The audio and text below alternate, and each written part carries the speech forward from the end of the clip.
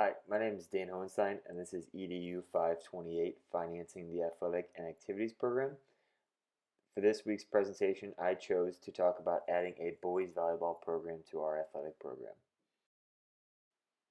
A few of the reasons why I believe it makes sense for an athletic program to add a boys volleyball program is the reasonable cost for the initial year and the reasonable cost for maintaining the program altogether for the long haul. We'll talk more about the numbers in the later slides, but some of the reasonable costs and why it is going to be cheaper is that there is already a girls program at most schools. This will eliminate the cost of having to buy new poles, new nets, and getting equipment such as that for the boys program because the girls and boys program would be able to share that equipment. A few of the other reasons I truly believe that adding a boys volleyball program is because it is a growing sport across the country, especially in the state of Missouri. I really wish there was boys volleyball at the high school that I attended. If it was a sport that my high school would have had, I would have definitely been interested and possibly even joined. I know a lot of my friends really wish that there would have been a program as well. In addition to that, there are no conflicts with gym space and time. I know this can cause a lot of problems for athletic directors when there are multiple sports going on at once and have to share locations. But there are no other indoor sports for males in the spring, and there are no other sports like volleyball. There's baseball, there's golf, tennis, and track. So volleyball would add a different type of sport that boys could be a part of in the spring. And lastly, the potential for scholarship opportunities are endless. Not all high schools have boys volleyball programs, and many colleges do. So if you are an athlete that gets involved with volleyball, there is the possibility of playing at the next level that could help fund your education. Now let's take a look at the numbers. First, I have the costs of the home games and what it would take for the boys volleyball program. Each home game would cost roughly around $264. This would include the officials' fees, the scorekeepers, the gatekeepers, security, which is school resource officer if you need it, an administrator on duty. Um, for Kirkwood High School, we would roughly have around 7 home games, which multiply 7 times 264 would come out to about $1,848 to host those 7 home games, which when you look at some other sports, it's not crazy expensive. And in addition to that, you can charge a gate fee to help offset that cost. Taking a look at this next part, I found this quite interesting. Um, when it came to our schedule, we would have about um, double the amount of away games. So we had 14 away games compared to our 7 home games, and the total number or the amount of cost equaled about the same. For away games, it came out to be about $1,800 for buses. When it comes to Kirkwood High School, our bus price is $40 an hour, and that comes with a 3-hour minimum. The way I factored in how much the bus would cost for each game, I gave us about a 3 o'clock bus departure. This can give or take. By the time you get to the gym, you warm up, and you have a 4 or 4:15 game. Roughly, the games last about an hour and a half or so, which puts you at about 5:30 or 5:45, giving you about 15 to 30 minutes to get back. I know that sometimes it can be longer, it can be shorter, depending on how many games you play in a match. But give or take, I gave about 3 hours since that was the minimum, anyways.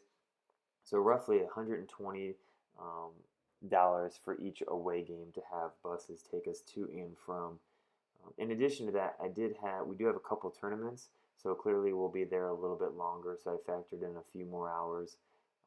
But for the double the amount of away games, it's actually just about the same amount of cost as home games.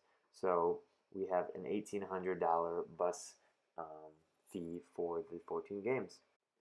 Next, we will take a look at the equipment list, and then finally we will kind of put it all together and talk about the final cost. The equipment list that I came up with is kind of based off what I thought we would need for that initial year, and then we can kind of, as we grow as a program, we can add to it. For the volleyball poles and nets, I put $0 because we'll go ahead and use the girls' poles that they already have. Um, for the volleyballs, I purchased two different volleyballs for a couple reasons. The first volleyball that's actually quite a bit more expensive is of course the Misha game ball. So I purchased a few extra of those. I know Misha says they do send you one, but you never know what can happen to that. So I bought six more um, just to have plenty for a game in case anything happens. Then I also bought 24 volleyballs for practice. I know this seems like a lot, but as the years goes by, some volleyballs just may deteriorate, and having more is always a great thing to have. But you can always lower that number.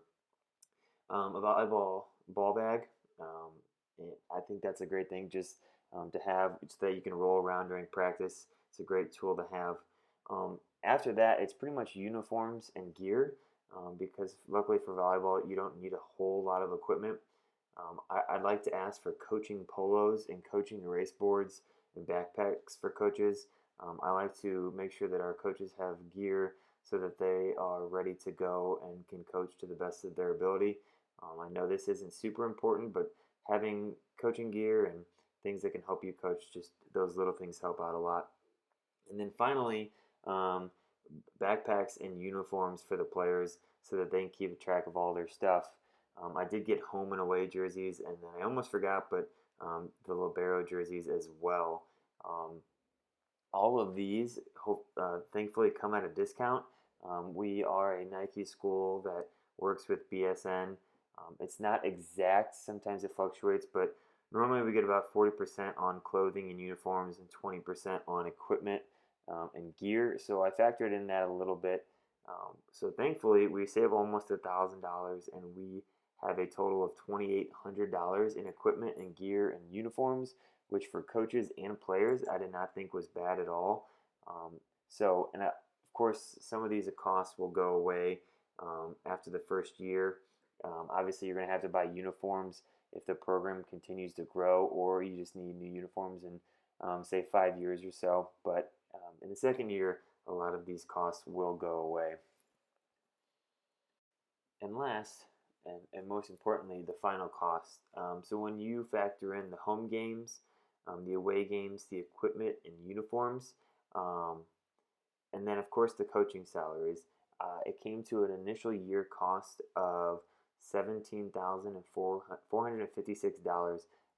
The number, or the reason I got $11,000 is I did take a look at what the girls' coach makes. She has quite a bit of experience, which also factors into how much she makes. So I took a little bit less than what she makes because obviously you want a coach that does have some experience, but probably won't have as much experience as she does. So about $6,000 for the head coach and $5,000 for the assistant coach. Obviously, that can fluctuate a little bit. It can go up or down depending on what the athletic department decides on, but that's kind of where I got that number from. So taking a total initial look at the initial cost of $17,456, that's actually not terrible when it comes to the grand scheme of things, and you look at how much other sports cost. It's very reasonable in my opinion. And then from after I took a look at all the numbers, I took away that you could take about $2,652 off that. So to maintain the program yearly, it would be about $14,804. So really, when you take away the coaching salaries, it's only $3,804 to maintain a volleyball program for year after year. So if the athletic department is able to pay the coaching salaries, and then you're able to fundraise that $3,800, whether it's through an annual golf tournament or other fundraisers, I think that's very doable. Um, Thank you for listening. I hope you guys learned something, and I hope that we can add a boys volleyball program.